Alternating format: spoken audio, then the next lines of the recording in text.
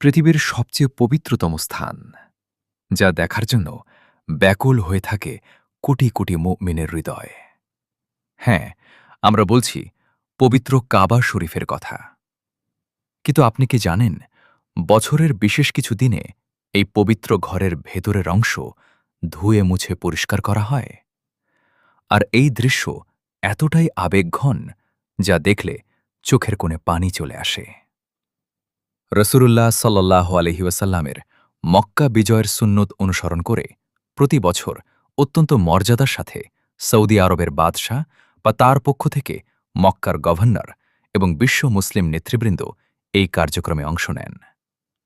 পবিত্র কাবা ঘরের দরজা যখন উন্মুক্ত করা হয়, তখন চারদিকের পরিবেশ এক অন্যরকম আধ্যাত্মিকতায় ভরে ওঠে। কাবা শরীফের ভেতরটা জমজমের পবিত্র পানির সাথে খাঁটি গোলাপ জল